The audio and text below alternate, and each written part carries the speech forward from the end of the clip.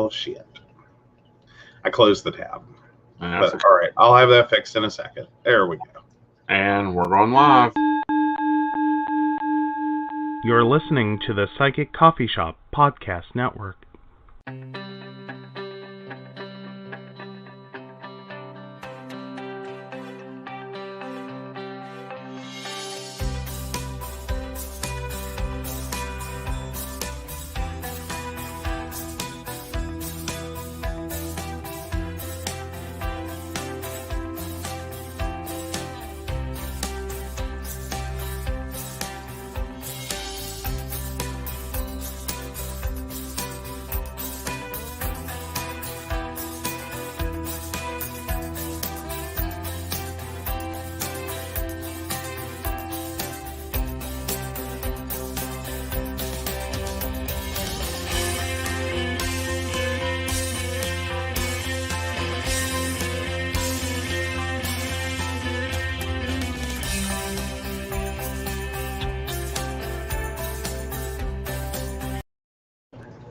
Good evening and welcome to the Psychic Coffee Shop. I'm Aeson Knight, and of course with me is Techy Joe. How are you, darlings? I'm here. Yeah, we're just going to pour you into a cup. Do what now? Should just pour you into a cup. Basically. Yeah, it's been that type of week. Hi, Brenda. Hi, Shannon. Hello, baristas. Pardon? Hello, baristas. Yeah, I'm running a little slow. It's been a long day. Hi, Kathy. Hi, Rachel. So it's an interesting news beat. Let's start with probably some of the more local and work our way out. What is going on with 460 and why were you late getting home? So for those of you who don't get super local news, and let's explain what 460 is. It is a long stretch of road that interconnects Virginia and West Virginia. That is very, very useful in the fact that it is one of the most direct routes from, it's a 2-lane or 4-lane in some areas highway that goes through a lot of the smaller parts of West Virginia and Virginia in the mountainous area. So there was a little mudslide. We've had this thing called rain and snow, causing a mudslide that actually shut down part of this road. Mm-hmm. So that had been in the news. I had kind of seen it, didn't really catch where exactly the issue was. We have this problem with 460. We blew up, parts of mountains to just drop a road in. Standard West Virginia practice. Standard West Virginia practice. But this is a road with a few decades on it. So we have a lot of issues with collapsing like mountain / hillside, as well as a lot of issues with, erosion and problems like that. Communities off of 460 also have this as a generalized problem. But we're seeing this not only throughout the state, but throughout the country. We're seeing mudslides. We're seeing road construction has just gone terrible. Let us not forget the coal expressway to the future. Oh, yeah. Exit 54 goes nowhere. Well, King Coal Highway, and that is a lovely part of Mercer County. There's an on-ramp for it. That was built, 20 years ago. In anticipation, we kept getting told we're going to get the money, we're going to get the money, we're going to get the money. And I think even, what was it, last year before?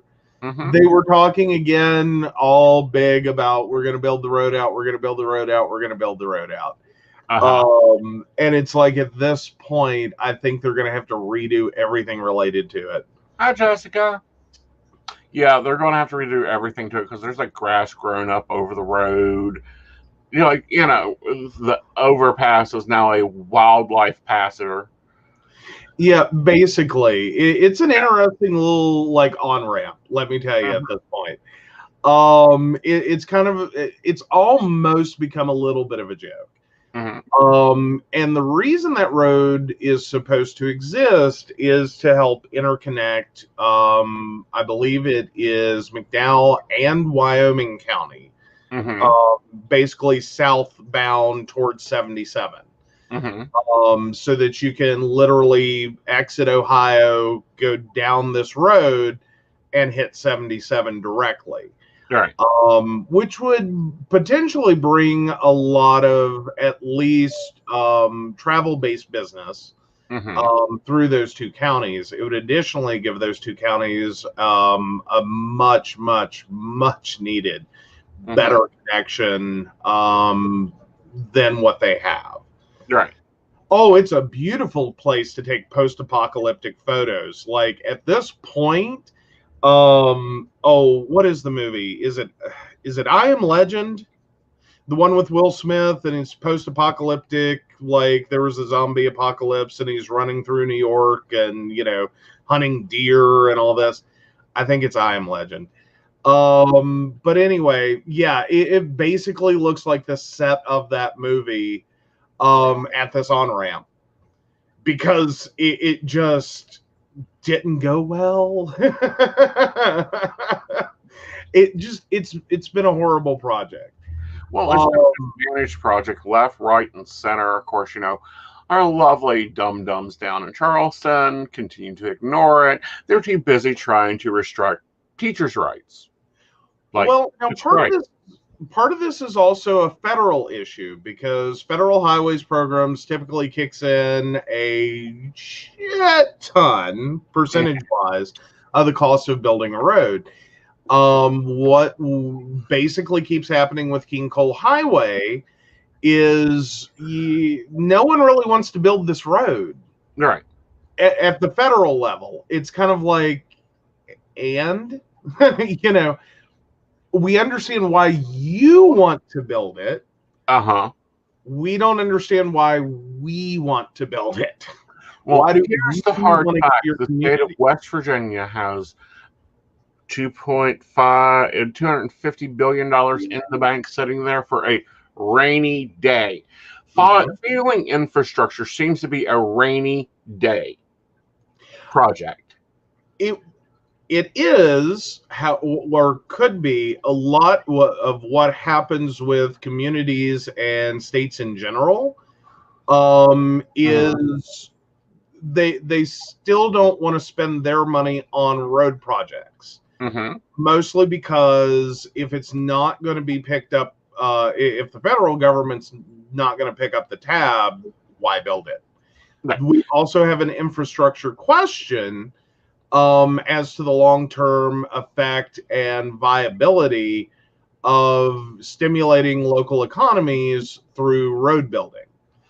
We have a question on infrastructure completely. I mean, we've got bridges in Charleston within the last year that has become unsafe to travel on. We've got holes and potholes all the way around. I want to know where my freaking Easy Pass money goes to, or the money for my property taxes that's supposed to go to maintaining the state road.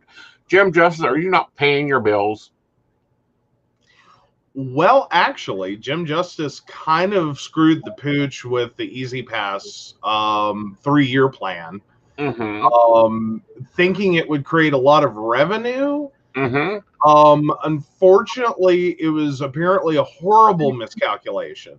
And then COVID-19 has not helped. We all know he failed kindergarten math. He's still trying to figure out what the numbers are.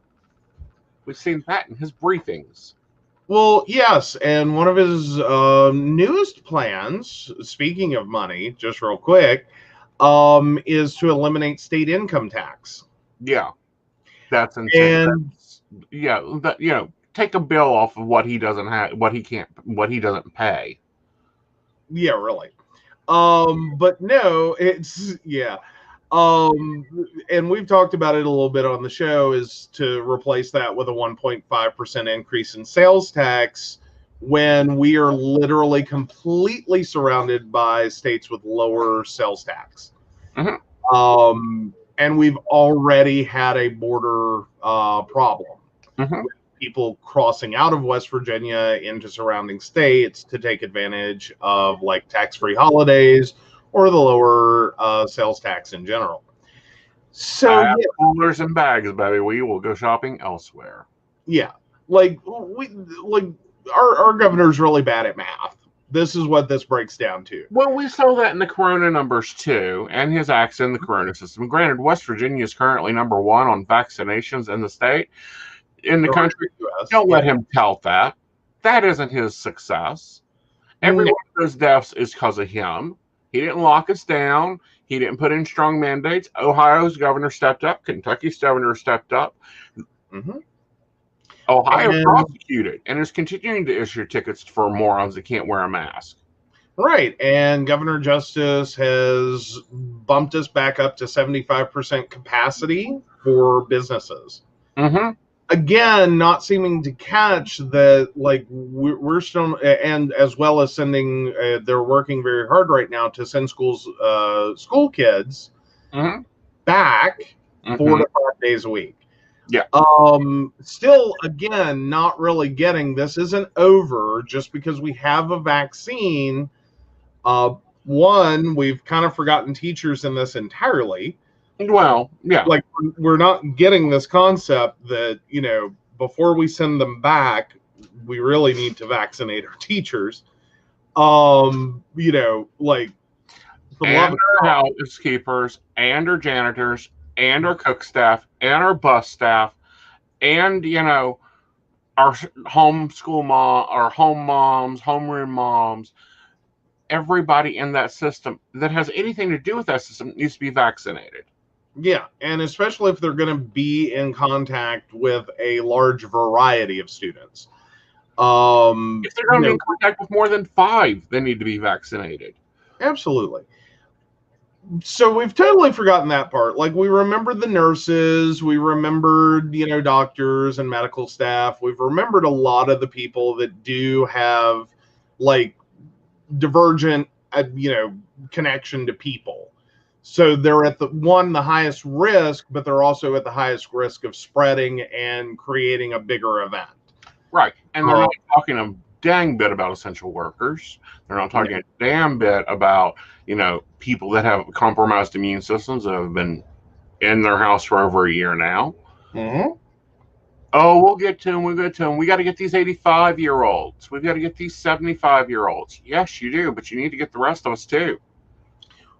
Well, and I know that is a priority. We do have a problem with one, after this past week of transportation of vaccinations, but we also additionally have a problem with production levels. Right, it's creating a lot of problems. Right. So yeah, it's a wild world right now. There's a lot going on. And a lot of it's interconnected, or there are interconnecting ideas to some of this. And it's like, where's your plan for teachers? Oh, you don't have one. Okay. Right. We're gonna screw with sales tax. Where's your plan for that? Oh, you have one based on math. We've seen how well you've done with math. Right. Your numbers suck. Yeah. Yeah. But, you know, we're going to take Jessica's question here in a minute. But we've got some other subjects that tie into this here in a minute, and a couple of them we don't agree with. All right, go ahead and read Jessica's question.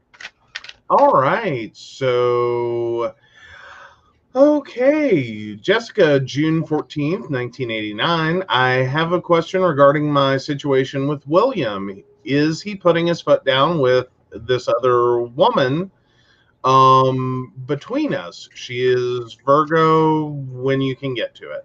Okay. We're getting to it. I feel that he is, but I think it will have repercussions. And what I mean by that is he's going to start feeling a little trapped, so you're going to have to let him do it at his natural pace. Point blank. Alrighty. Alrighty.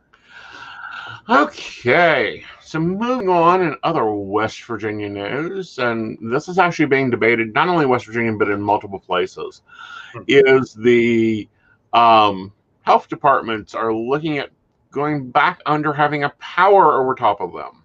That's an elected power. Because remember, health departments aren't elected officials. They're just appointed. Some for a term, some for life, some until they get tired of doing the job. So you take that, darling. All right, and part of this debate also concerns the reason that happens, which typically with appointees, what we are working with is the general idea that if you're an appointed representative, such as a local board of health, you are not necessarily subject to the same political concerns that you would have as an elected official, meaning that you can make decisions independent of the idea of your odds for re-election. That you are more likely to handle your role in such a way that you're only focusing on the issue, not the optics of that issue or the public thoughts, feelings, and opinions on that issue. What we didn't see with COVID was that necessarily play out appropriately. But I mean, we didn't. No, we've not seen them do jack of what they were designed to do. Yeah. No businesses were shut down by the health department in the state of West Virginia. No churches that refused to follow orders were shut down. They had no backbone on mass mandates, nothing else. Well, and then what is mostly prompting this, my take on this, are the other situations that the local county boards of health have effectively found themselves getting involved in and making policy around, that has basically blown up politically. That are they're not necessarily critical health decisions, i.e. taking a role, a more active, aggressive role in COVID, but has more to do with the things that they're doing health wise locally, that are effectively unpopular, are effective, the things that are effectively for instance, like vice issues, such as limiting indoor smoking and removing like all of or adding on all of these additional requirements for, say, communities that are shared living spaces. Right. So if you're in an apartment, you can't do this. If you drive a car, you can't have kids in the back seat, while you're smoking. All these things. Right. That's the kind of how county health has ultimately been going. Not kind of the 80s AIDS crisis, we're going to shut down bathhouses, we're going to do this, we're going to do that. Very unpopular, made a lot of people angry, not the kind of things that people wanted, but ultimately were beneficial in helping to at least curb a little of the, by removing, venues for anonymous sex, some of the spread of HIV and AIDS. Again, highly unpopular. Lots of people hated it, but it helped. Yes, bathhouses. We're getting a question on that one. So to explain, basically typically a gender, like a single gender space, though it can be co-ed, that is effectively, historically was literally what it sounds like. It was a communal space for an entire community to go and bathe. Typically also had like steam rooms, saunas, etc. You flash forward a few decades, and those became more recreational spa-like spaces, or at least that was the idea. Typically also had a pool. And by the time you get into the 80s, they were more popular with gay men, and they were like co-opted as anonymous sex spaces. All right. Because it was convenient. You know, it's typically like being if you think back to like 1970s and prior, like swim classes at the YMCA, you're kind of on the right track, in which, if everyone's the same gender, then who needs a bathing suit? Right. That's typically how those spaces operated. Nudity was acceptable, or near nudity was acceptable in terms of a towel. And it wasn't a heavily monitored space. So as long as no one's complaining. Yeah, but here's the other part of that. They've continued to restrict who you can rent to, what's your rental. They've gone into the vices. They've gone away from medical. They keep putting their opinions in. They have had no backbone at all. The only one that had a backbone was the director of health, who said, "No, I'm not fluffing your numbers for you, Jim. You're an idiot." She got fired. And she got fired. Well, and see, that's some of the issue that I think people are having with this, and why they are opposed to the idea of our local county boards of health now having, oversight by county government. Is this going to create at the local level the situation we had at the state level with the state? Well, they need consequences. And here's the point blank. If they aren't going to do their job, they need to be replaced. They need to go through an election process like everything else in this country. When we have organizations that are not elected officials that have to answer to the people, they get into tyranny. And that's what this has been. Telling us we can't smoke where we want, do what we want, taking this right away and that right away, and this is new and that is new, but they're not in the schools teaching students health. They're not in the schools doing anything, and then turning people away for services, and then not even showing up. Like, oh yeah, they're having this big event. It's been reported to me. Oh no, it's a church. I'm not going to touch it. Right. Well, but then but that also kind of gets into the counter argument. Like, this is what you would expect to have happen if we had oversight. Like, if that had already been in place.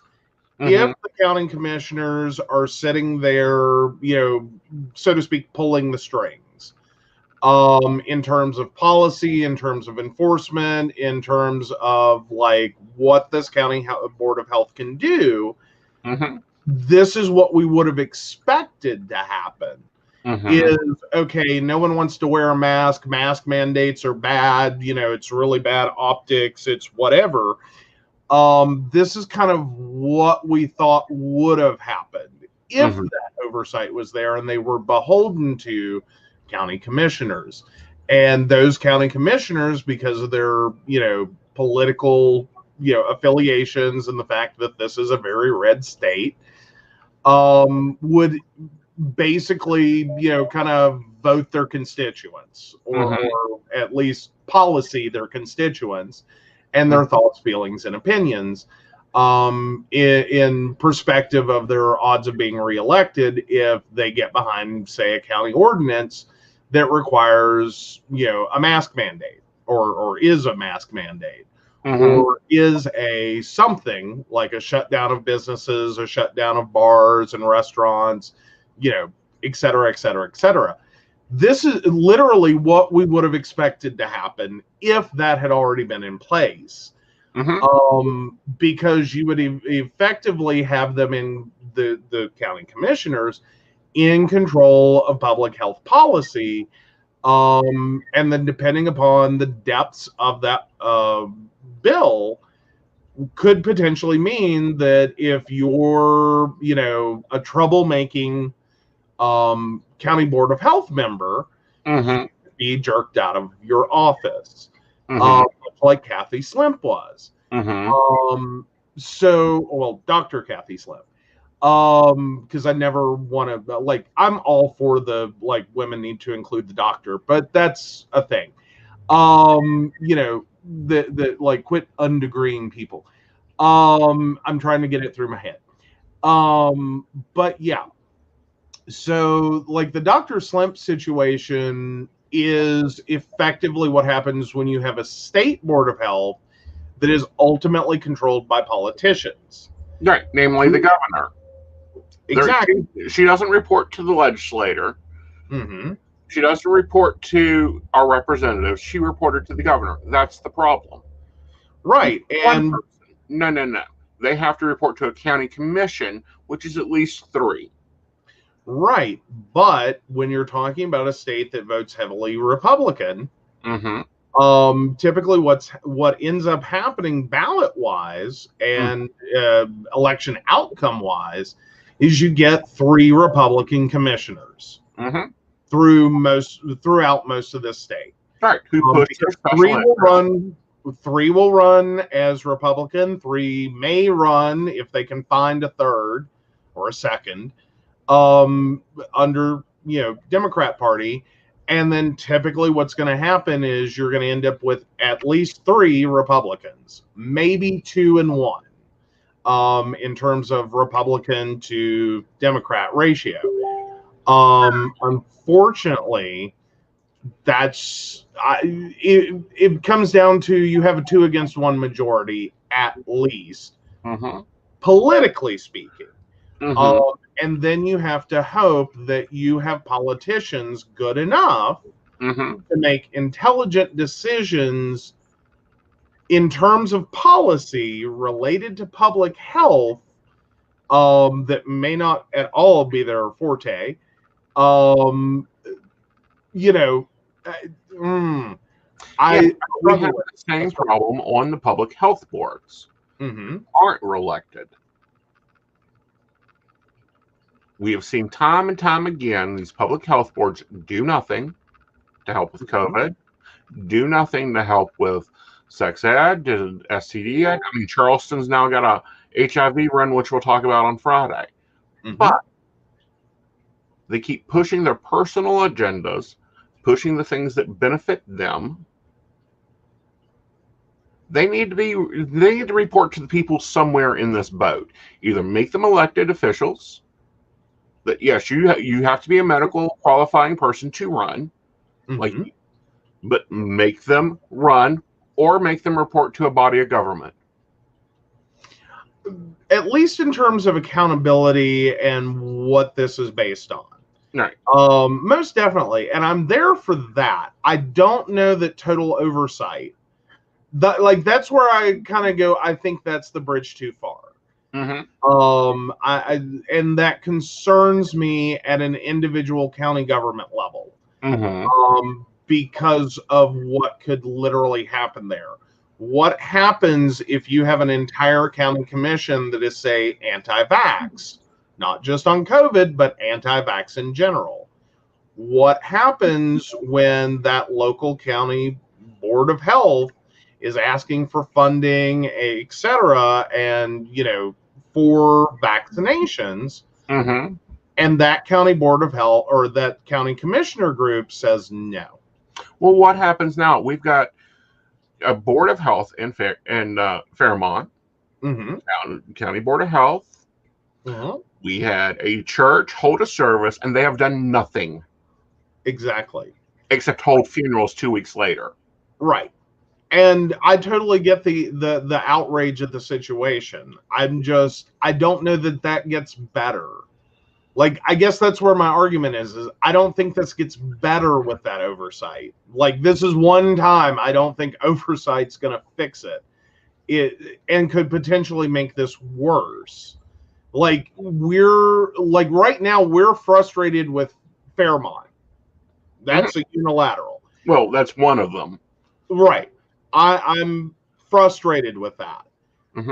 That was really poor and really bad, and a very clear and obvious example when local board of health needed to step in and go, no, we're shutting your asses down. What I worry about is that was within, just the religious communities continuing to hold services. Whereas what happens if that county commission is entirely, COVID denier, completely like COVID denier, and this had been in place, and you had a county board of health that was trying to do the work, mask mandates, changes to... They're not enforcing anything. No. The point is they've become nothing but a pitching group. Well, and I get that, but I'm saying from the reverse, if they had been trying to do all the right things, we could have ended up with the same outcome. As in, the county commissioner board made the decision, if this were in place, and that county commission board then in turn becomes the one that says, no, you're not doing that. Like, you're not shutting down our churches, you're not shutting down this, COVID's a fucking hoax, blah, blah, blah, blah, blah. If that's where that county commission had gone, then potentially that's what, that board of health would have had its hands bound. And been like, we're trying to do the work, our county commission doesn't let us. So that's when boards doing crap and doing vice patrol, which isn't their job. Right. And we've got some counties that are Nazis. I mean, it's a Nazi county if you're a smoker. You can't smoke here. You can't do this. You can't rent the property. You can't smoke here. You can't do that. It becomes a little Russia. And I understand that. My argument, my ultimate argument is oversight, at least as far as this bill is concerned, I don't think is the right answer. I think the right answer is somewhere in the middle, in which we have county boards of health that must be accountable and have, good reasoning and a compelling interest for the decisions that they make. But we also don't necessarily need that to be totally adjudicated by the local county commissioners. Like, that's where my problem comes in, is I would almost like an intermediary that is like a state-based agency. Like state board of health? Ultimately, yes. I would like to see it take a more active role in working through these situations and holding local county boards of health accountable for the decisions that they make and why they are or are not actively engaging in a situation such as COVID, or why they are or are not engaging in, say, vice patrol, and having to, defend those decisions to a board of health or to the state board of health that can then go, no, or yeah, one way or the other as to whether those actions or inactions are appropriate, and whether or not, sort of like we have in West Virginia for, say, the funeral industry. We have that for the different funeral homes. There is a licensing body, and it does have power to shut down a improperly operating funeral home, which we've seen happen. We've also seen bad versions of that.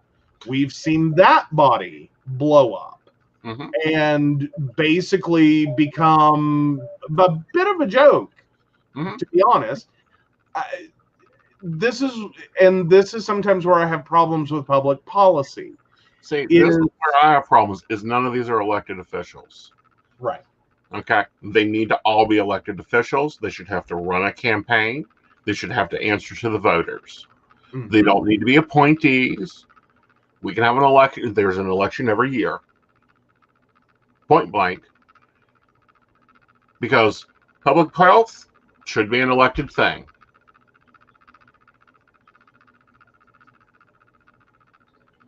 It is everywhere else. When you vote for a president, you also have to look at his health secretary. Who is he putting up there?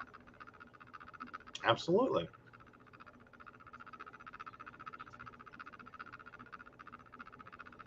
I mean, I can certainly understand. Mm-hmm. Like, and I don't know that either, like, to be honest, I don't know that either of us have the right answer.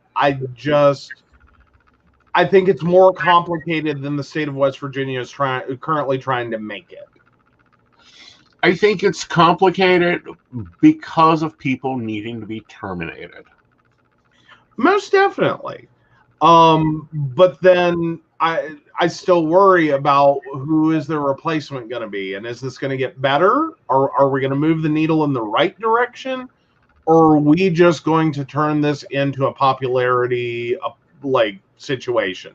Well, we have county health departments, county health boards may have one or two medical professionals on there. That's ridiculous. Right. I do believe it should be an entirely medical based and not just like the, so to speak, screwball medical.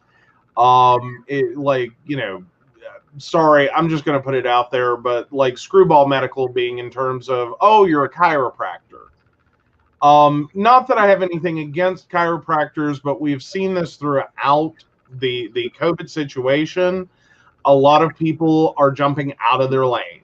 Right. It's like you know, chiropractors are a wonderful thing. I have great respect and admiration for chiropractors. Please adjust me.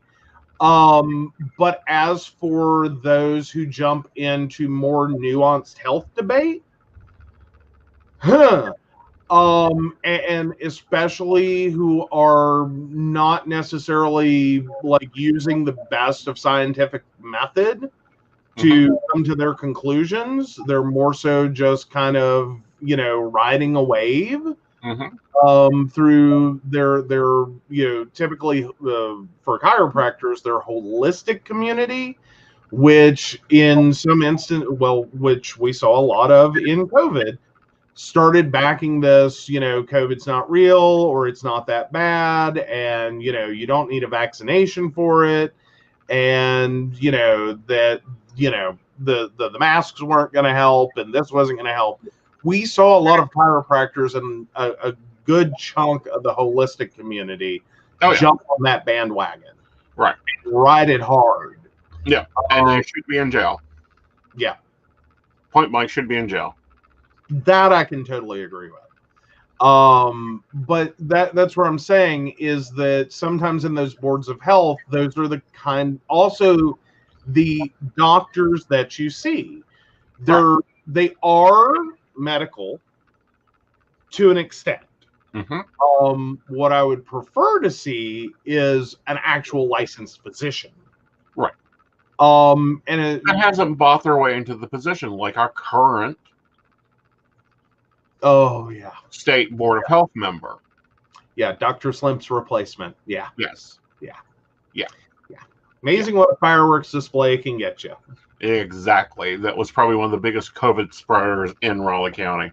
All right, so we have a question. Let's take that on before we move on to our next thing.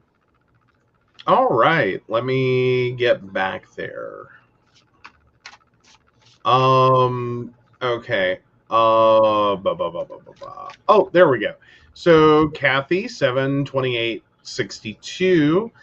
I've been seriously confused as to getting back to being positive every day. So also, as you said, I need to deal with.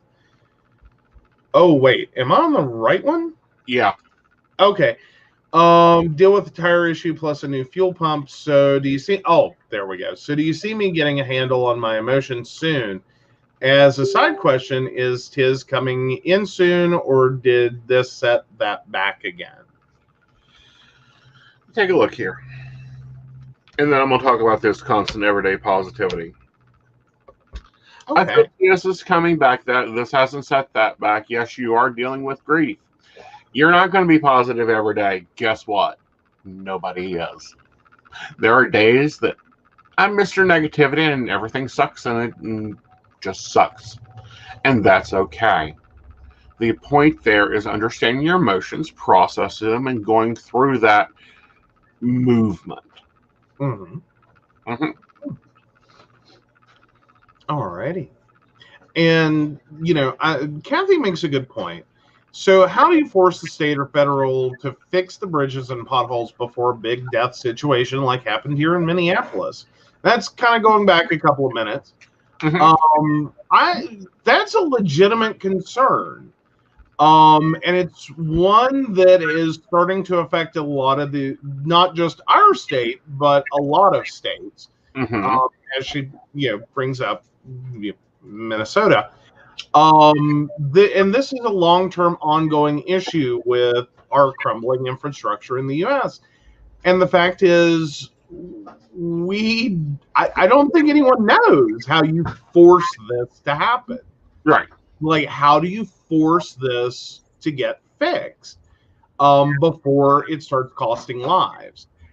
And the answer to that is we kind of we built infrastructure, and not just roads and bridges, but everything from water systems to sewer systems, you name it. Mm-hmm. We built that over like the last 100 years. Mm-hmm.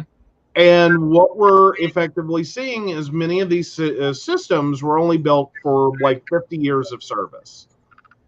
At 100 years old, unsurprisingly, like to anyone who has a 50-year-old furnace, for instance, it would be unsurprising to find out that your furnace is killing you. Because typically the lifespan on that is 30 years. Typically, they tell you about year 25, you want to be checking it regularly and ready to replace it at any moment. Right. Well, so, yeah. But many homeowners, mm-hmm. as long as the gas stays on, mm-hmm. as long as, it's producing heat, mm-hmm. there are homeowners that will just keep running this furnace. They will not have it inspected. They will not do it until one day their house blows up or they die from, say, carbon monoxide poisoning, because the biggest problem you have with a 30-year-old furnace, let alone a 50-year-old furnace or older, is the heat exchanger can crack. And once that occurs, you start getting inefficient heating and a high level of carbon monoxide produced with the burning of fossil fuels. Mm-hmm.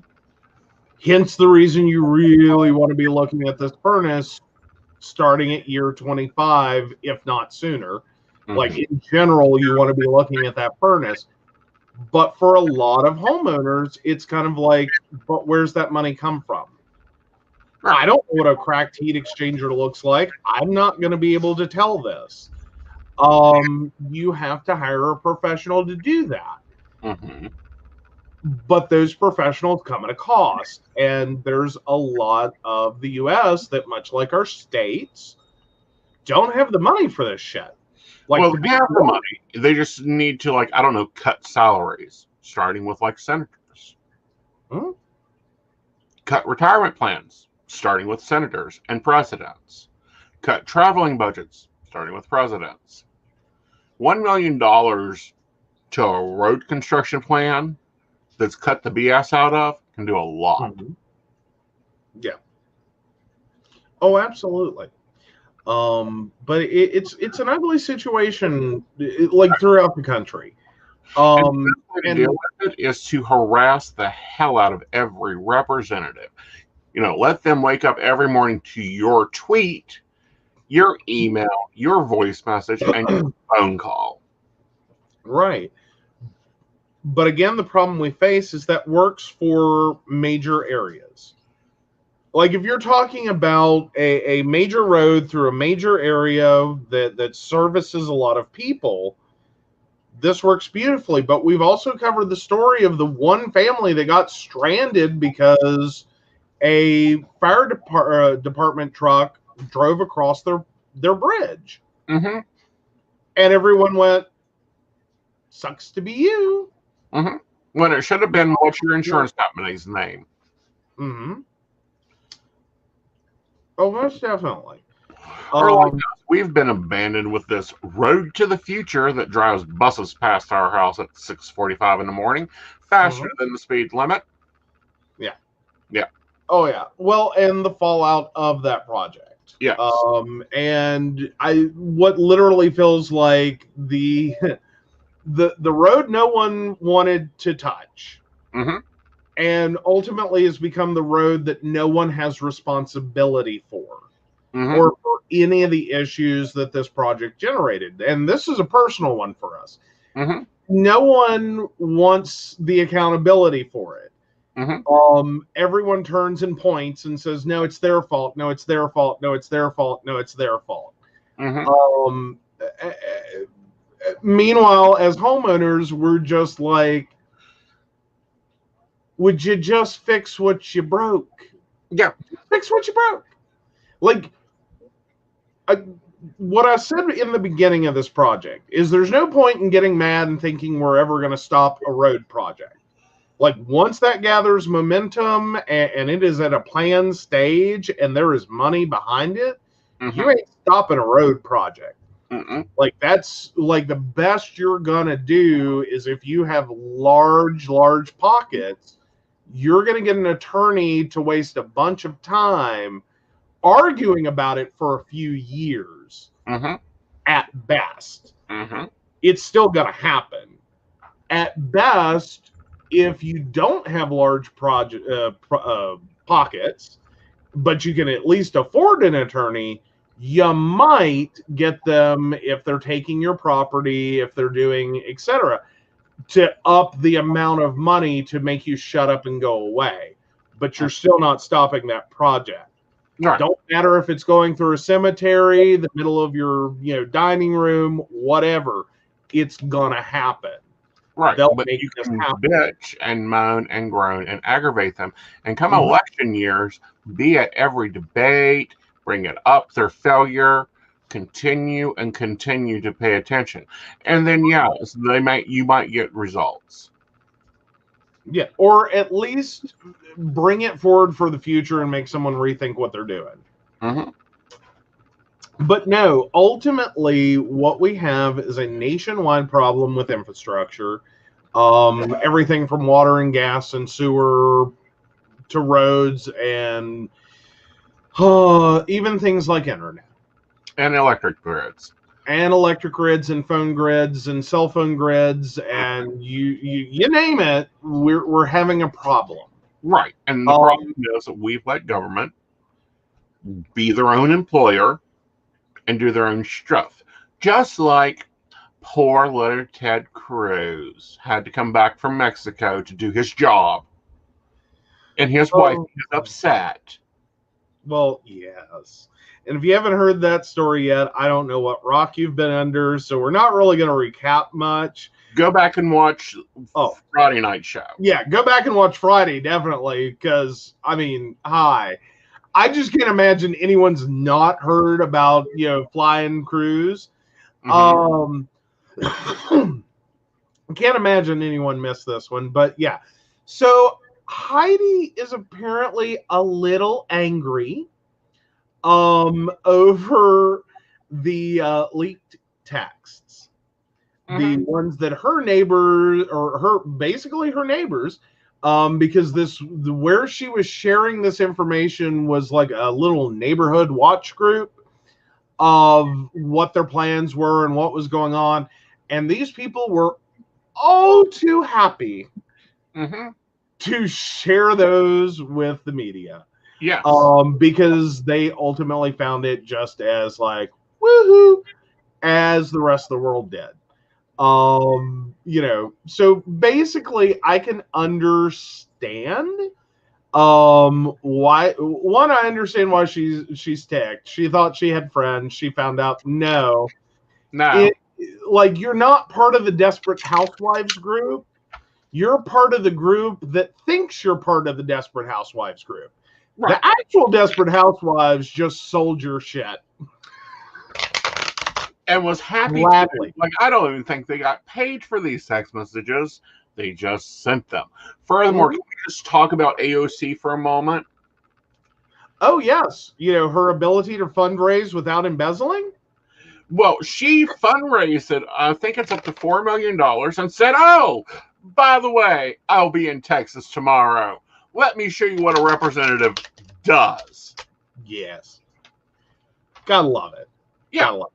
I mean, Texas is taking a lot of heat. Well, taking a lot of cold shoulder, technically, but taking a lot of heat right now in general for a lot of what has been going on in Texas.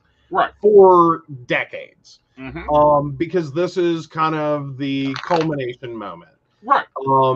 Somewhere between $10,000 power bills and bankrupted like veterans who cannot, like, that's it. They've lost everything due to this. Mm-hmm. You know, to people losing their homes, to people freezing to death, to, I mean, like, the list goes on and on and on. Right. All related to the really, what in hindsight, at a time of crisis, it became clear, obvious, and apparent, the decades of horrible management, horrible policies, and absolutely corporate-sided, shilling that went on, that allowed the state to be in a situation that a simple cold snap, mm-hmm. a severe one, but a simple cold snap and some unexpected weather, mm-hmm. Could so horribly decimate. Right. And then we're seeing more failures of their government. Mm-hmm. We have diesel and trucks sitting in El Paso going, where you want us? We have at least 60 mega generators. Now, these aren't generators like the little tiny ones you buy at Walmart. These are the ones designed to run hospitals, to run full communities for a short period of time, i.e. 24, 48, whatever hours. Sitting in Houston going, where do you want us? And the state government is going, we don't know. We have to go check our donors. Well, and while still trying to claim that it's a transportation issue. Uh-huh. Oh, we're just not sure how to get them where they need to be. They have the United States National Guard. I'm quite sure if they can build a bridge in 12 hours without a lunch break, they can move a damn generator. Pretty much, yeah. Like, it just, poor Texas, and I mean that in terms of the people who live there, just live there. But poor Texas, it's just, I know it's got to hurt right now to feel like you are literally like becoming Alabama over here.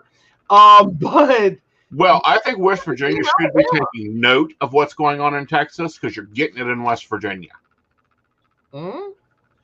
Well, but I do have to point out on the Texas story, I think the biggest striking image for me that I've seen come out of Texas was the differential in Texarkana, in which there is a road that is half in Texas, half in Arkansas. Looks like night and day. Both places got the same weather, had the same issues, or faced the same issues. Arkansas handled it. Yeah. Like, they pulled extra power from the grid.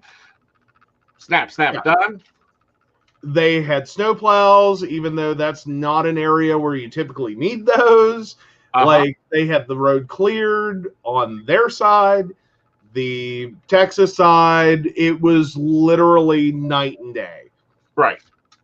And like, the image is just so striking of this is the difference. Right. Like, this is unprepared. This is what happens when you go, yeah, it's not going to happen often, but we should probably have a plan and a contingency here. Right. Now, Texans, pay attention. You've been red for many years. You've been mismanaged for many years. Try blue. Try the other color in your state flag. Just give it a shot. I mean, as a theory. Yep. Like, maybe listen, like, accept a little socialism, just a little, not a lot. We're not all of it, Mm-hmm. just a little understanding that, yeah, we're all in a society together. We all have to work together, or this is what happens. You end up freezing to death in Texas. Yeah. Like, And just then dehydrating to death because your water system is under boil water if it's running at all. Mm-hmm. And this also occurred in Kentucky, another Republican state. Pay attention, Kentucky. See what your snapping turtle is doing. He's hiding in his shell. Mm-hmm. And probably thankful that he wasn't dumb enough to screw up and go to Cancun like Ted Cruz. Well, that's because he doesn't travel. It's winter. Snapping turtles hibernate. Oh, it helps. Uh-huh. All right. So we have a question.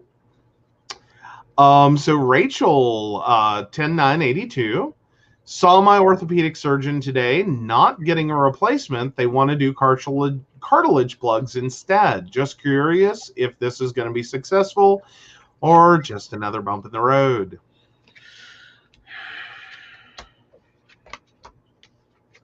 While this is the longer road to get where you are, I do think it's successful for a while. Do I think it's a permanent go-to fix? No. Do I think that it'll at least get you back to where you're feeling a little bit decent? Yes. All right. Yep. All right. And Kathy makes the point of, and Rachel does as well. But in Texas, when they were like a few years ago, they were trying to use tractors to clear the interstate after an ice snowstorm. They've been getting worse weather for the last 10 years, and they can afford snowplows. And I have to say, from my experience in North Carolina, like, that's also not a state that really handles snow well. Like, people like this, like, they expect their snow to be like a cute little part of brunch, and like to be outside in t-shirts and shorts, playing frisbee later in the day. Like, that's how North Carolina understands snow. It's a cute thing they occasionally get, and if you go to the more mountainous areas, you might have a snow experience. Hi, Ashley. Hi, Ashley. But no, point blank. But North Carolina wised up a while ago to global warming and said, oh, by the way, we need snow trucks. Yes, the DOT will teach people how to drive them. We are ordering them. They will be in within the year. We haven't, like, if nothing else, they can just go to Cary. Uh-huh. And I'm sure they can find enough people that can drive in snow. Right. AKA, for those of you who don't get the joke, Cary, North Carolina. The running joke down there is that Cary stands for Central Area of Relocated Yankees. Yes. And it's kind of true. Yeah. But Texas, we know that you're going through a lot. Please take note of who is helping you, who is not helping you, and get rid of them. Fire. Recall. Sanction. That's the only thing we can do. Yeah. And that's why we need term limits. Always helpful. And that's probably the bigger part of all of it, is the career politician problem, in which you are literally running. Speaking of Mitch McConnell, what is it, 4 decades now? 5? 5 decades. And each year, Kentucky's poverty level just drops lower. Yeah. Career politician. He literally votes to get reelected. Like, whatever his vote is not only is totally centered around what he thinks will get him reelected or not. Mm-hmm. Point blank, that's his only, like, mindset. No. This is not what we want out of our politicians. This is not the idea. We need politicians voting on their conscience. And do you really believe this is in the true best interest? Right. You know, and it doesn't mean you have to vote for everything I believe in. Like, there's a lot of policy. And again, just going back to the policy itself, that it's broken. And it's not the best. And it's not the best solution. And I can understand voting against that. What I can't understand is when you're not even, like, you are literally voting to get reelected. Like, you don't even care what the policy is. What's the public opinion on the policy? Right. Like, that's it. You're not even invested enough to have a real opinion about the policy itself. That, is this good policy? Is this bad policy? Do we, like, or more so take to heart that obviously this is an issue, and this may be the wrong policy, but what do we have to do to get to right policy? Which Mitch McConnell is a classic example of someone who literally doesn't even try to come in with good policy. It's not like he takes all the issues and concerns that he sees, or any of them. Instead, he focuses on feel-good politics, which is the politics that make voters feel good. You know, so, you know, if the majority of his constituents are against abortion, then he's going to go total pro-life. And he's just going to, anything pro-life, whether it's good policy or bad policy, he's going to vote for it. If it's pro-choice, he's going to vote against it, regardless of what that means for people. Right. And see, that's one of my problems. My other problem is 4 decades in government, and you're, you know, no, should not happen ever anywhere.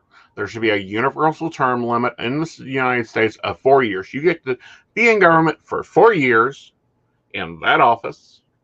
And you have to be from that state, not from Arkansas,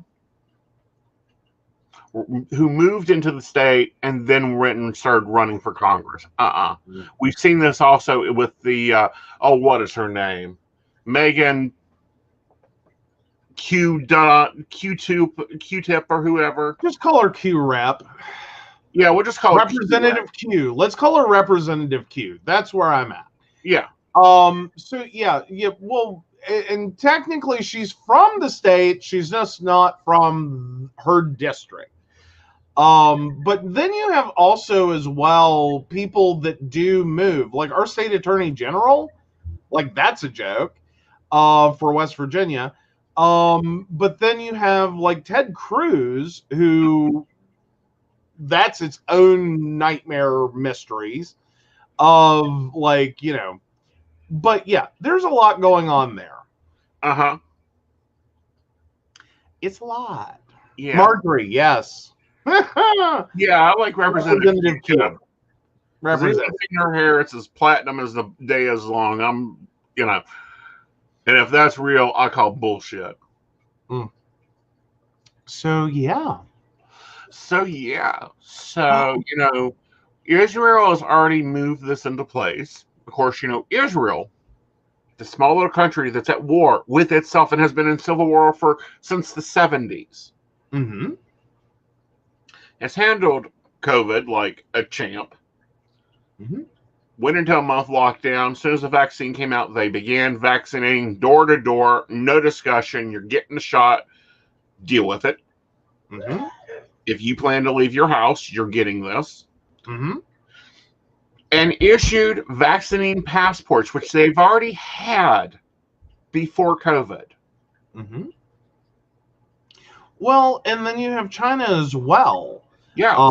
They, despite being the epicenter and despite being, you know, so heavily inundated at the very, very start, but we've seen this in a lot of countries with an authoritarian, you know, regime style government. Is that the people of those countries are and not trying to turn this into a weird moment, but they're more submissive. Like they know that whatever their government says, they're pretty much going to do, because dissidents really not a good choice. Like it doesn't end well. And it has been an argument in terms of democracy and its severe, glaring, obvious pitfall that when you respect the individual, when you are, when you assign freedoms to individuals that are very far-reaching, that you can, it's not a question of authority and you're putting your screws to people. It ultimately becomes about encouragement and positive messaging and getting people to the point in which they agree with you and will do what you need them to do. And that's been a debate all the way through COVID. How to best, so to speak, game the system. We've already done that. We made the decision to depart that idea in the early 1900s. We departed that idea when we created these board of health that can control people's behaviors, which should have done more. And I'm not looking to rehash that. I'm just saying that more regime, dictatorship style governments, at least, ended up having a lot more power and control to pick an approach and implement it and force it, versus countries in which that's not something our people respond to. Well, you're not going to force us to do this. So a lot of the problem we've had in the U.S. is finding the right messaging and to get people, encouraged and wanting to do this on their own. So that when the systems, when the vaccination, when everything is there, you have people wanting to do this, and hopefully in a large enough majority.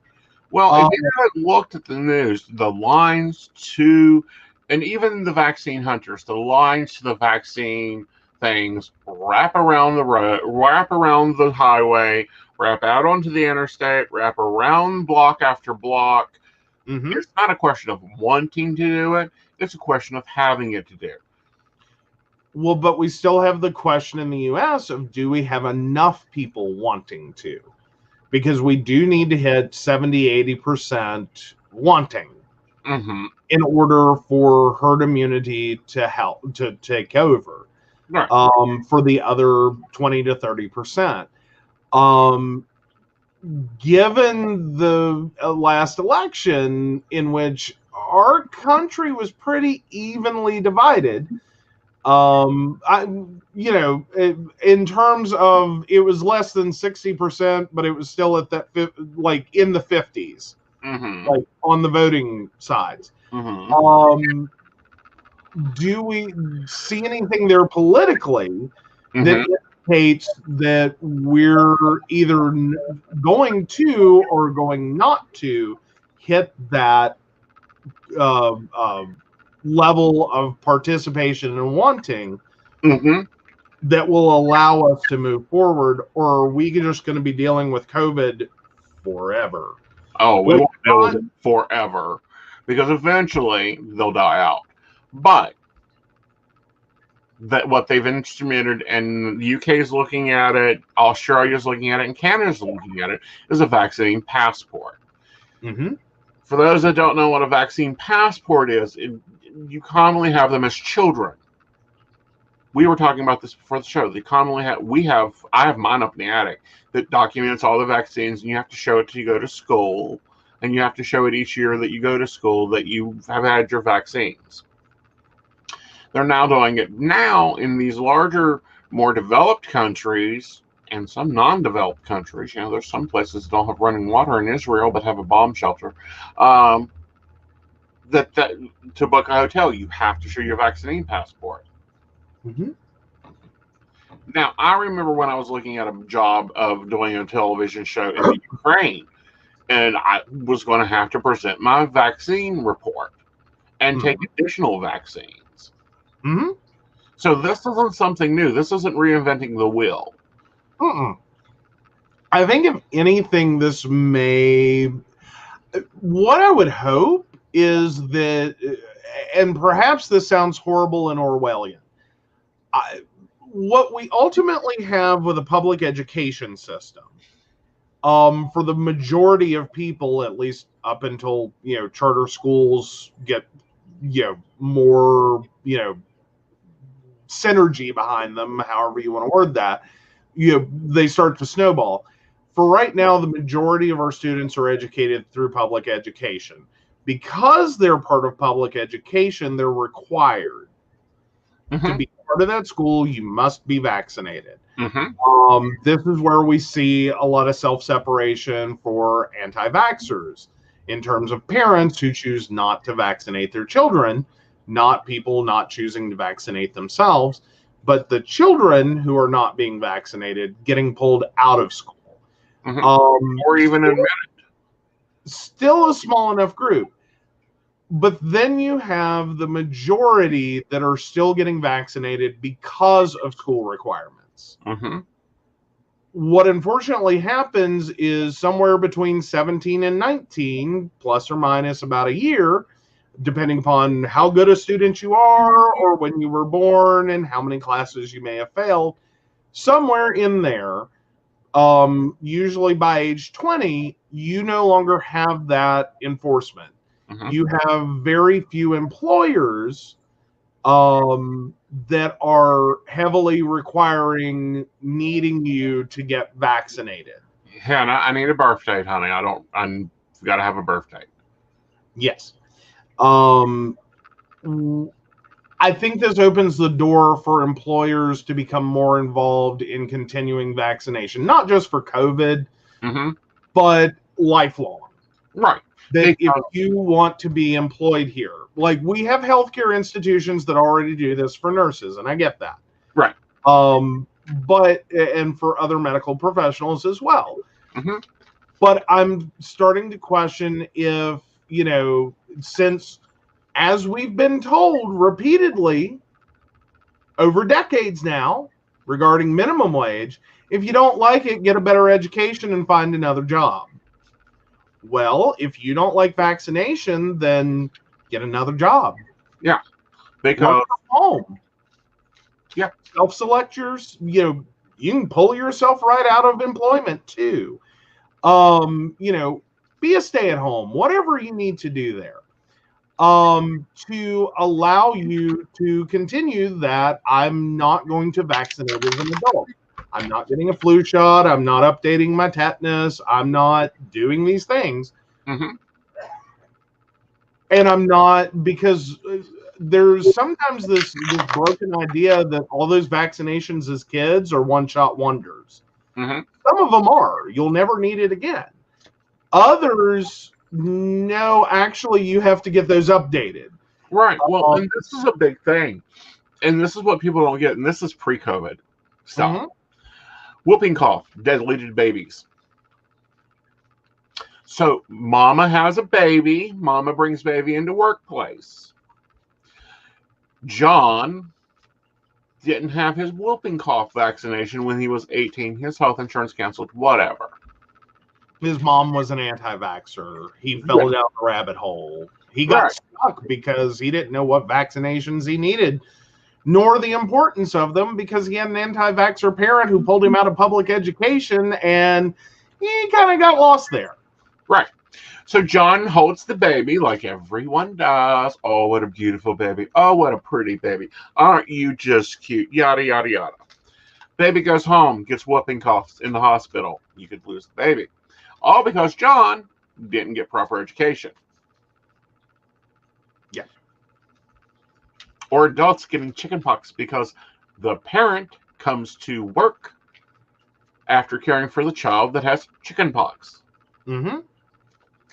And someone in that workplace never had it as a kid. Yep. Which there is now a vaccination for that, though I think the long term on that is still a little wonky. The long term not been fully researched yet. Yeah. Yeah. Though the theory is if we can vaccinate kids and keep those vaccinations updated for chickenpox, that does reduce, if I understand correctly, the likelihood of shingles right. as an adult, which is the more serious consequence of chickenpox. In terms of like throughout your life, like as a kid, generally not going to kill you. It's just annoying. As an adult, the problem with shingles is it's very, very debilitating, or can be. So well, it can be very debilitating. But here's the other thing: chickenpox is deadly for adults. Yes. That's why, like, you get adults. You know, if you adults get chickenpox, don't come see me. What?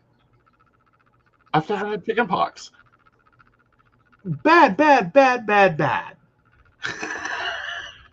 I didn't get chickenpox. I got the measles, mumps, rubella one. I've never had chickenpox. I didn't have that luck as a child. Let's take Hannah and Ashley's questions. Okay, so Hannah, 7/26/94. Will Andrea let me work for her if I ask her?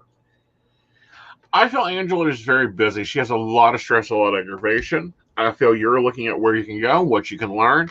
I feel like this is also feeding your rescuer complex. So yes, she will let you work for her. But expect to have a boss that's like very kind one day and ready to rip you apart the next if you mess up her routine. She is very much, this is Tuesday, we eat bread and cheese on Tuesday, and we do X, Y, and Z. All righty. And then Ashley, 8/26/96. Am I going through the storm before the calm?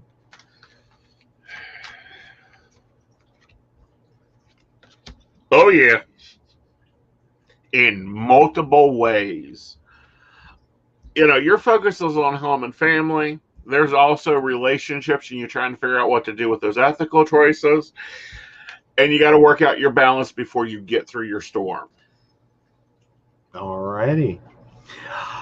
And I will say, Ashley adds the comment, I've stood on both sides of the vaccine debate. For people who have complete immune systems, I think all vaccines are great. And I will say, I don't think I don't think anyone is an anti-vaxxer if they're dealing with an immunocompromisation. Right. Like, that's not anti-vax to me. That's called a legitimate reason not to get vaccinated. However, there are a lot of people that claim other reasons that are not either not clearly or are completely unsupported scientifically, right? For not getting vaccinations. That's anti-vax to me. Right. Whether it's the total simple, I just don't think vaccines are appropriate, and they'll cause you cancer and give you autism and whatever, all the way to the oh, I have such and such condition that's totally not supported for not getting vaccines, but that's why I choose not to. And it's like, okay, yeah, see what you did there. It's kind of that service animal thing, like the emotional support animal thing. Yeah. It's not that I don't think emotional support animals. Pigs don't on a plane. Stop proving my dad right. Well, moreover, it's not that I don't think emotional support animals, like service animals, are necessary and important. It's just when you have a lot of people abusing that to turn a pet into effectively carry on, so just so they can travel with their completely useless pet, then I have a problem. Right.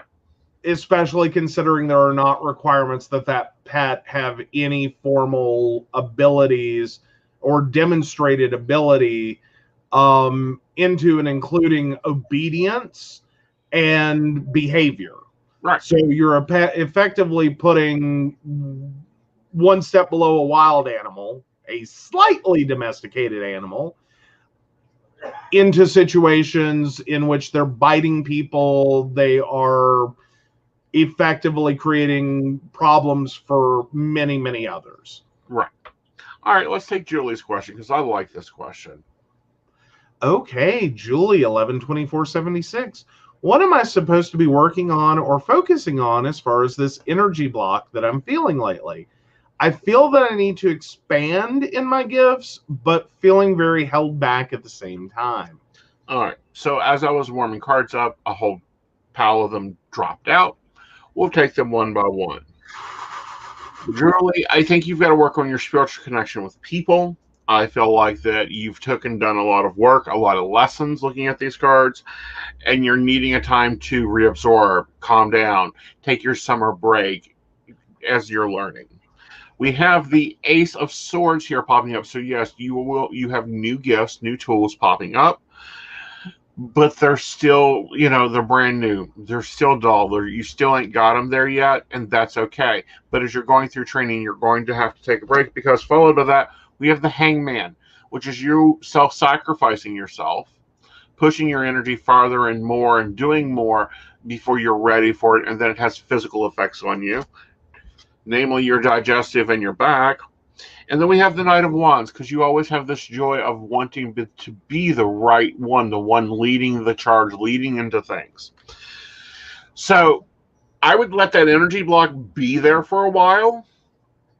Take it as the universe going, no. Yes, we know you've done AP Psychic, you've done AP Tarot, you're a master at numerology, you've got the mediumship gift down, you hear us clearly. But you still aren't resting. You still aren't drinking your water. You still aren't focusing on you. So you got to do that before we take you into the next grade. All right. So just to recap, I heard a lot of walk before you run, and put your mask on before you help others with their mask. Well, not only that, but a lot of, and this happens with psychics, is we get into this, what I call awakening phase. Mm-hmm. And we go from one to another, to another, to another, and we learn all these tools. And of course, that is expanding our chakras, expanding our energy, expanding our means, and doing all this expansion of us. But we forget that we're the physical body, and we have to adapt to that expansion. It's kind of like when I do a mediumship reading. Mm-hmm. They are still taxing to me and still tiring to my physical body. But the psychic high off of that is amazing. But the physical body goes, oh, God, you just lifted 500 pounds. What were you thinking? Mm-hmm. That's what I think is going on here with Julie, too. Yeah, that's also part of what I was hearing, was it's sort of like the like teenager who thinks they're going to be able to go from wimpy to jacked in like a week of working out. So they go hit the gym like, gangbusters, and then wonder why they pull muscles. It's like, no. Slow down. You're not going to make that kind of gain all of a sudden. You've got to measure your success and have a plan. Right. And get there. And get used to it. Because you have a lot of gifts, Julie. You're going to have to learn to enjoy them and get used to them as you start growing. So this energy block, or this, like, why can't I do this? Is just the universe slowing you down and letting your body process it. Mm-hmm. Mm-hmm. Absolutely. Okay, I got to read her comment back. You are reading me like a book. Thank you. I'm completely resonating with this. I do need to remember to take time to recharge my physical self. And yes, there is a high when you help others. Yes. All righty. All right. So I'm for the vaccine passport, but I think it needs to be expanded to all vaccines. Yeah, I'm there. I think that is something that is most definitely needed. Mm-hmm. And I think we also need to get employers behind it. Mm-hmm. And I think it needs to become standard workplace. It just needs to be a thing. Right. I mean, because nurses can lose their nurse's license for not getting the flu shot. Mm-hmm. That's cute, but you got H1N1 because your employer forced you to work in a building that was like crashing flies. We're still trying to figure out the effects of H1N1 on the human body. Right. Well, and the biggest problem there was this was a workplace that was generally non-responsive to like personal days, calling in sick. Like they were very, very, very against the idea that, you know, we give you paid time off, but we don't ever expect you to use it. Right. We, you know, co-opt your health insurance, but we don't expect you to use it. Like that was their mentality. So we got used to, if you're sick, if you're whatever, you're going to be here. Right. Like unless you've been hospitalized, and even then you're going to get some flack. And potentially, as I did, having emergency surgery, get a lot of flack for the fact I wasn't going to be there on Monday morning. You know, we got used to this environment. And then as H1N1 hit, we just all kept going to work. Because no matter how bad we felt, none of us could afford to lose our job. Like only a few people that could legitimately afford to lose their job took on management with that originally. And we're like, no, my ass ain't coming in. The only thing that helped us was H1N1, and the reporting on it was so very good that it actually scared one of the executives who was like, nope, nope, nope. For once, you're sick, if you feel sick, if you're slightly sick, if you think you might be sick, don't come in. Right. We will work it out. Right. But again, all of us were, like, so to speak, brainwashed, myself included. I felt horrible the Monday I went in. Like, me before working there would have been like, hi, I'm sick, I'm not coming in today. You know, if this persists, I'll go to the doctor tomorrow. Which is ultimately what happened. Instead, I worked in almost, well, a good chunk of that day before I got sent out and told you can't come back until you have a doctor's note. You know, that says you can. And sure enough, went to the doctor, and it had already been spread around the office, and we knew that. And it came back H1N1, and I'm going, crap.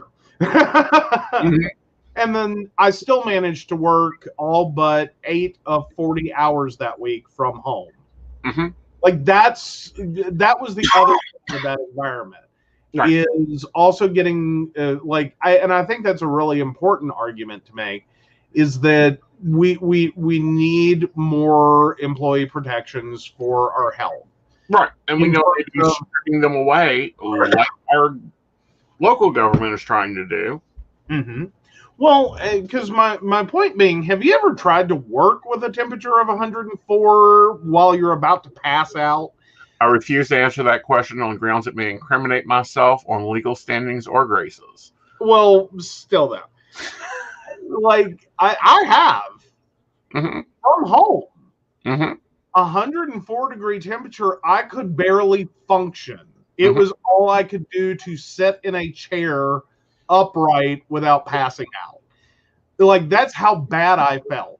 Right. And I still was sitting there having to work, and I'm going, that's when it hit me how ridiculous and screwed up this situation was, is, you know, I'm sick. You know, I have H1N1. You know, I'm trying to get better, and I can understand and appreciate that the world continues to turn while I'm sick. And that there may be questions and things you need to help with to cover while I'm sick. That doesn't mean you forego that responsibility and continue to make it mine. Like, we need some help there. Hi, Valerie. Yeah. But no, I refuse to answer that because, you know, coming out of the nursing field, you put a mask on, wear gloves, take some Tylenol. You have patience. You know, and if you get sick middle shift, oh well, you're stuck until your relief comes, because that's what we hold our nurses to. Right. Well, and at least in nursing, you have those precautions available to you. I will say one of my wildest moments in that job was the coworker who had pink eye. Sat there, told us he had pink eye. and then opens this giant can of mixed nuts, puts his hand in it, and then goes, "Anyone want any?" Uh-huh. And I'm just sitting there going, "What did you just say?" Mm-hmm. And he's like, what's your problem? And I'm like, "You have pink eye. No one wants your food that you just touched. Like, no, stop. No one wants to do that. You are potentially spreading this." And literally, I said this and looked over the cube wall at this, like, to be like, "Are you stupid?" And there's like 2 employees reaching and have frozen midair for this can of nuts, going, "Never mind." And I'm like, "Oh my God, we just about had a outbreak of pink eye in this office." Yeah. Like, oh my God, why are you here? That was my next question, is why are you here? Yeah. All right, guys. So we're going to touch this story. The story's still developing. But again, we're going back to poor Texas. I want to know who forgot to pay the preacher or piss the witch off in Texas. Here's why. Texas train crash. Carrying flames across the collisions. A fuel train literally was crashed into. Oh dear. Yeah. Texas just really hasn't had a good month. Right. Like, it sucks to be in Texas. Like, we understand that right now. We'll gladly support anyone who's like, Texas sucks right now. Right. Especially if you live there. Right. Or have. But oh wow. So how did this happen? So apparently a train crashed into an 18-wheeler. Ow. Yeah, it hit an 18-wheeler flatbed vehicle. And there's no indications that it had been transporting anything at the time of the crash. So apparently the 18-wheeler was parked. Sorry, I was reading a German article and translating. Okay. It had been parked on a flat crossing, waiting to go through a stoplight. There's a train coming. Ooh.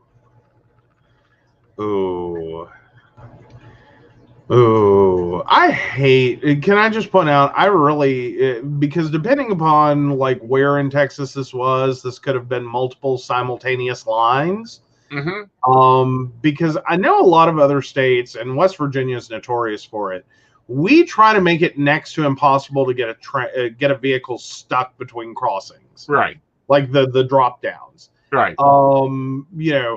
Granted, we still have some light-based train stops, which can also create issues.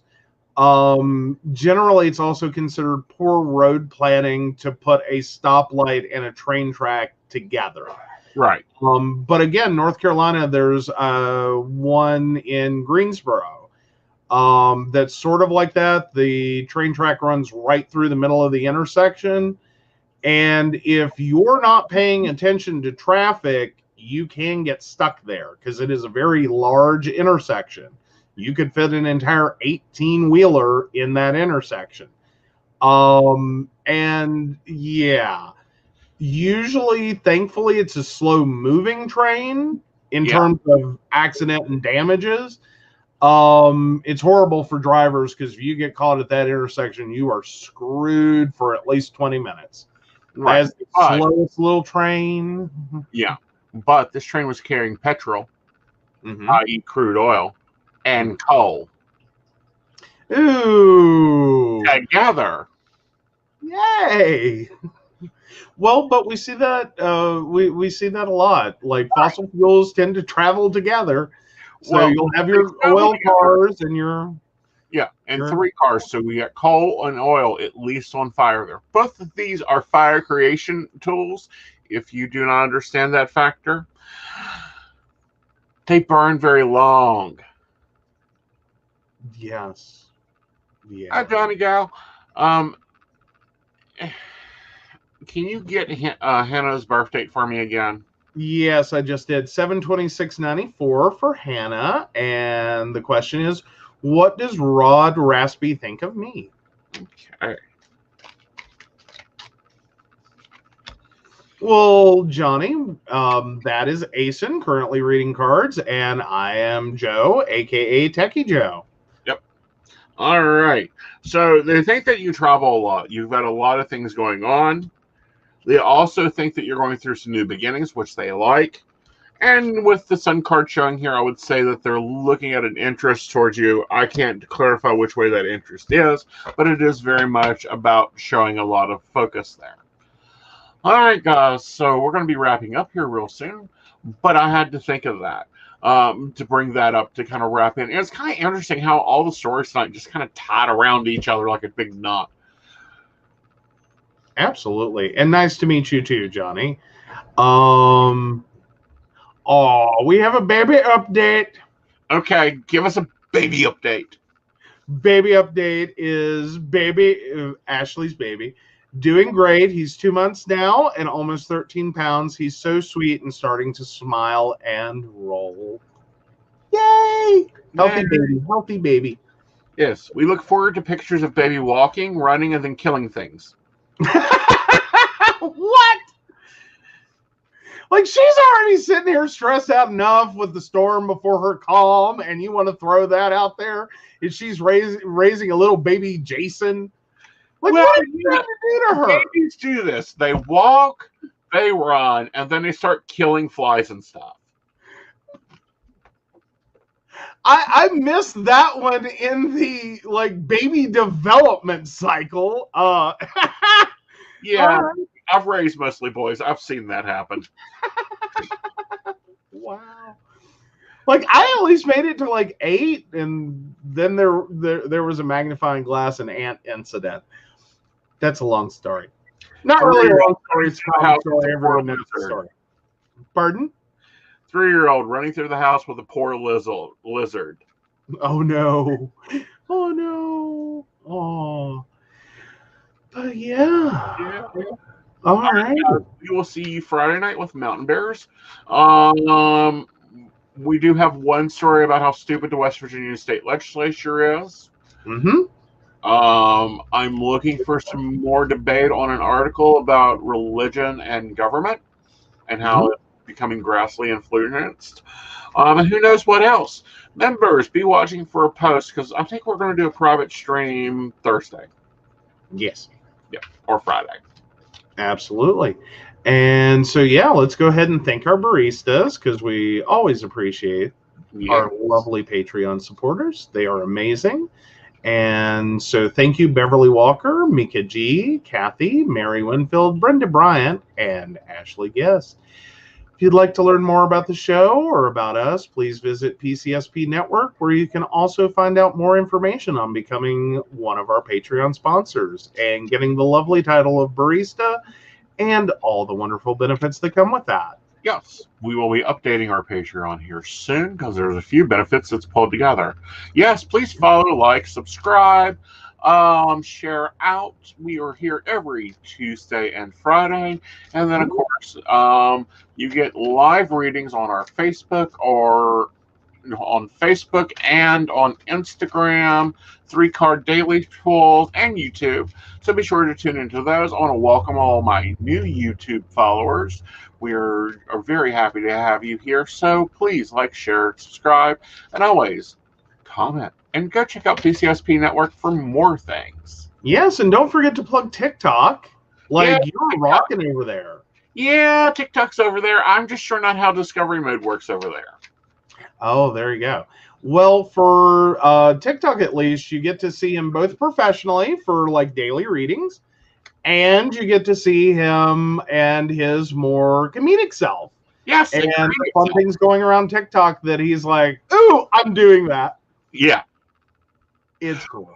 Which, this kind of leads into a conversation. There's a TikTok trend right now going on, and it's one of the creators I'm thinking about duetting it because there's no way I can do the dance. But it really sounds like someone listened to one of my old arguments with my first husband. Well, that should be interesting. Yeah. Was this one of the arguments in court? This is one of the first arguments when I told him if I wanted a companion, I'd get a dog. Fair. Fair. Fair. That's almost as bad as a comment I heard. And I'm sorry, I just got to tell this real quick because you said that and it popped it right in my head, and I think our listeners will enjoy. So, once upon a time, a few years back, working as a volunteer, there's a cancer patient that comes in for chemo, and him and his wife are having this argument because for anyone who's never worked with like cancer patients, I will say from volunteering at the hospital, you immediately see people that are going to make it and do great and survive cancer, and like their attitude is there. They're like, we're going to dance with this, we're going to beat this shit and, knock it back to the Stone Ages. And then sometimes you see people that they got the worst news possible and they just straight towards the death outcome. That's where they locked in at. That's all they're dealing with. He made a comment about getting her a dog, and she's like, honey, I don't care about the fucking dog. I'm not into bestiality. I prefer to keep you. And I about died. I'm just like, and alternative, like separate story part, I knew this couple previously from this situation in a totally different context, and I was like, oh my god, that's just TMI.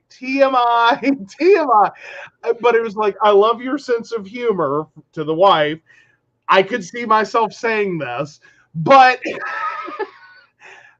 the saddest part was also the fact he just didn't even react. Like, he's so locked into that moment of like, this is going to kill me. This is how I die. But just the comment though was like, oh my God, she said this in public loudly. I was just like, wow, this is why I've always liked you. Right there. All right, guys. You guys have a great night. I'm Aeson Knight on everything except Twitter, and I'm Aeson K. So follow me, all that, including TikTok if you can figure out how to find people, because I don't do For You posts. That's just not me. All right. Good night, y'all. Good night.